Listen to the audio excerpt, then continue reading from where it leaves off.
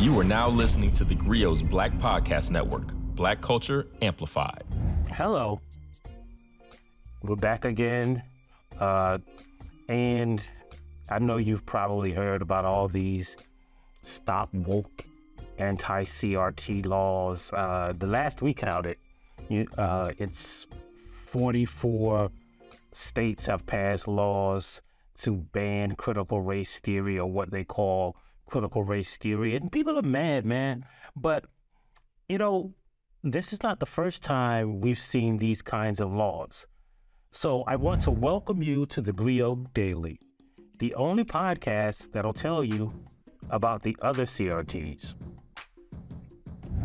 Yeah, man, I know everybody, mostly we center this on Ron DeSantis, the presidential candidate who passed the Stop Woke Act and anti-diversity, equity, and inclusion laws. And we will never, ever surrender to the woke mob.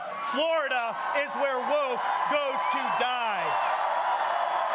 All of this is premised on this idea of critical race theory. Now, we're not even going to go into what critical race theory is because, we've talked about that before on this podcast. And if you want to know, just go look at the other podcasts.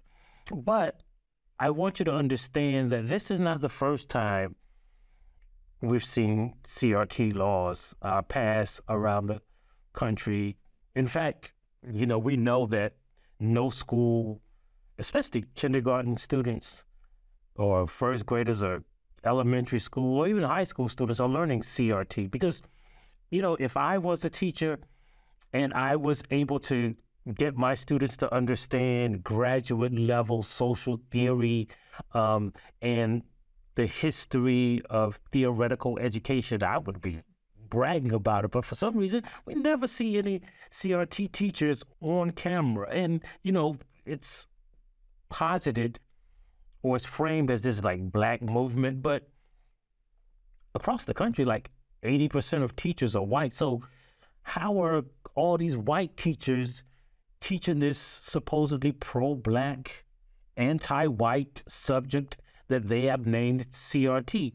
But to understand this, you have to understand that, again, these are not the first critical race theory laws. They just rename them every now and then.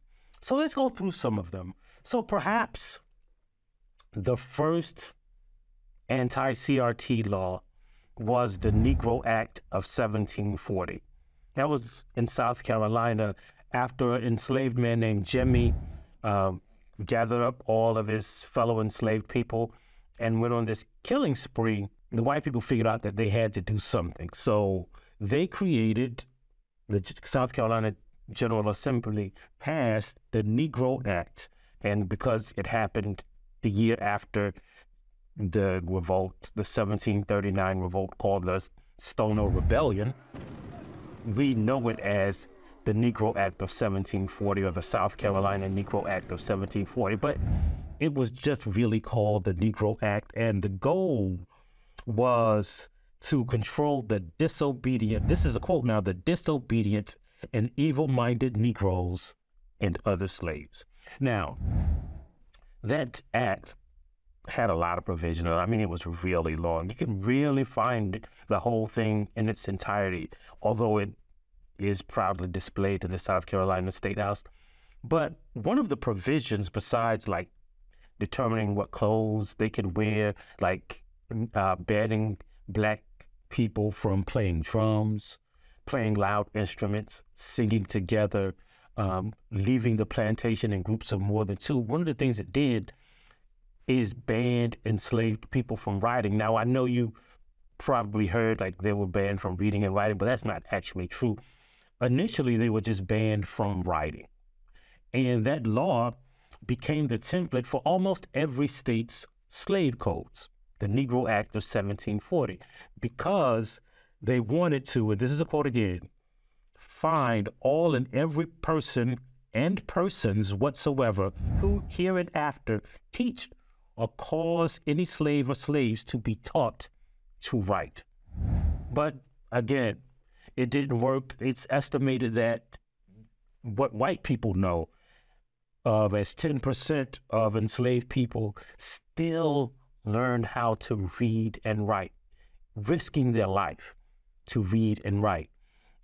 And so in 1822, another literate enslaved man, formerly enslaved man named Denmark Vesey, he freed himself by winning a lottery. Like they used to have a lottery. So Denmark Vesey was teaching and founder of this church called Emmanuel AME, African Methodist Episcopal Church. Now we know it as Mother Emanuel. If you remember, in 2015, a white supremacist killed 9 people at Mother Emanuel. But Mother Emanuel has a long history, right? And in the 1820s, they would teach enslaved people and Black people in general how to read and write.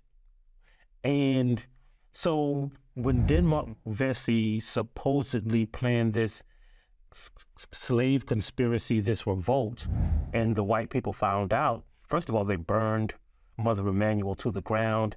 They, again, banned people from now reading and writing, banned any literate Black person from even entering the state, right, without a white person to vouch for them. Anti-CRT laws, because they thought that slaves who were able to read, or Black people who were able to read, were planning an anti-white conspiracy. So that act was passed in 1822. And then after emancipation, you probably heard of the Black Codes, right? So states all over passed these codes that prevented slaves from, that basically incarcerated formerly enslaved people or freedmen for doing stuff like, learning, reading, and they did it under the guise of what they call vagrancy law. So if you weren't working, then they could lock you up. If you even were learning a trade without the permission of a white person, they would lock you up. Like in Virginia, right? The vagrancy law forbade Black people from learning how to be an artisan, learning a trade, for even walking around without having something that they were doing apparent. It was an anti-CRT law because that law was basically formed to keep Black people from learning things because they thought that it would foment another kind of rebellion. And then in 1868, South Carolina's legislature, which was majority Black, created the first public schools in America, and states all across the country created more anti-CRT laws, namely Jim Crow laws, right? And these Jim Crow laws didn't just segregate schools, right?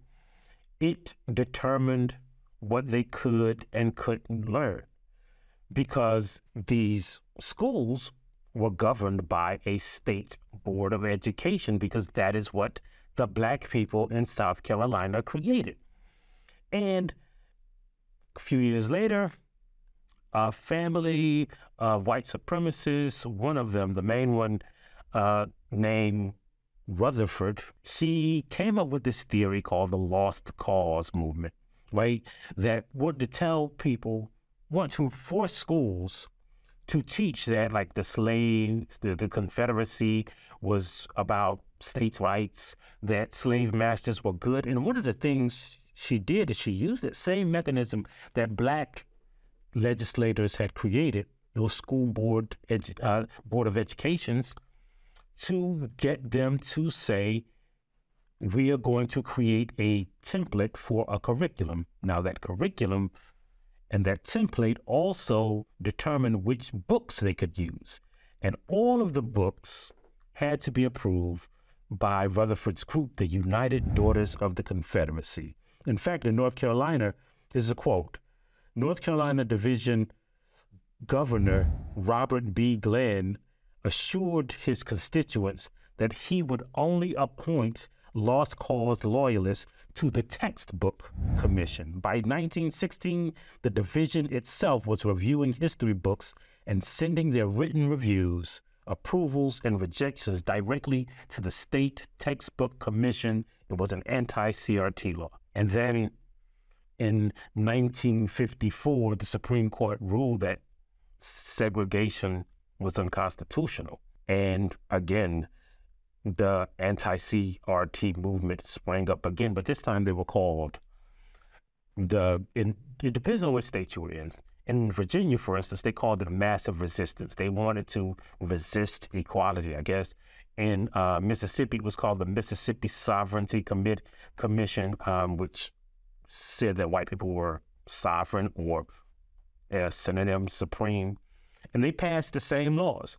Not only did these textbooks decide what Black students could learn, they mandated that these white schools learned a kind, benevolent history of segregation. It was an anti-CRT law. They stopped Black children from fomenting these ideas that white people were racist or that racism existed. And then a few years later, in the 1970s, schools began to pass these standardized curriculums that encompassed all of the subjects. And they used that template created by the United Daughters of the Confederacy, that textbook approval template, and they formed official committees. And they forbade white people from reading books that, not just the textbooks, right? But like if your teacher assigned you a book, it had to be approved by this statewide commission. It was an anti-CRT law. And so that advanced into various states passing book bans. They passed, how teachers could teach. There's always been an organized effort to stop Black people, or people in general, from learning the true history of America. And it was called the Lost Cause. It was called Evil Negroes. It was called Black Codes. It was called just Negro Acts. But it was always about the same thing: to prevent Black people from knowing their history and from knowing white history. And that is the important part. White history is the thing that anti-CRT laws are aimed at. That history of white supremacy, that history of racism is what they don't want you to know, whether it was about the founding fathers' racism or the Black people's resistance to institutionalized white supremacists and terrorism. If there's one thing that we know, is that they can't stop history and they can't stop the truth. And that's why you need to tell a friend about this podcast. That's why you need to subscribe. That's why you need to download that TheGrio streaming service, that app on your TV, on your phone, or your iPad, or wherever you watch stuff. I don't think it's on a radio. Maybe it's coming soon. And that's also why we leave you with a saying from Black America. And today's saying is, history is critical. History is always about race, but real history is never a theory. We'll see you next time on theGrio Daily. If you like what you heard, please give us a 5-star review, download the TheGrio app, subscribe to the show, and to share it with everyone you know. Please email all questions, suggestions, and compliments to podcast@thegrio.com.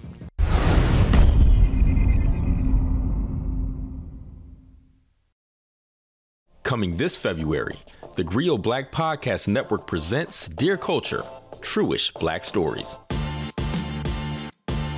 When you think of sheer artistry, sheer creativity, the ability for someone to bring Black people together in the most fundamental ways, it's, I would say, of my 4, Randy Watson's my number 1.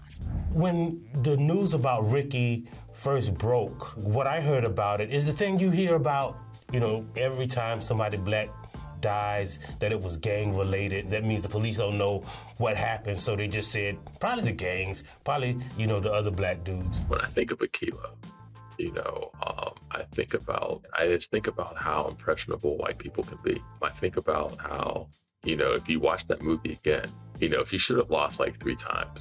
Where were you when you heard the story about them suckers getting served by Wade's dance crew?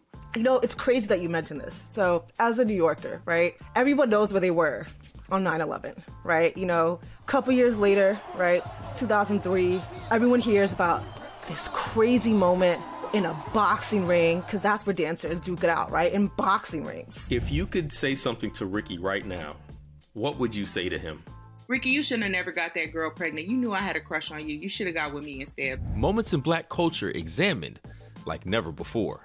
Join us each week as we dive into the Black moments that changed us, that changed the world.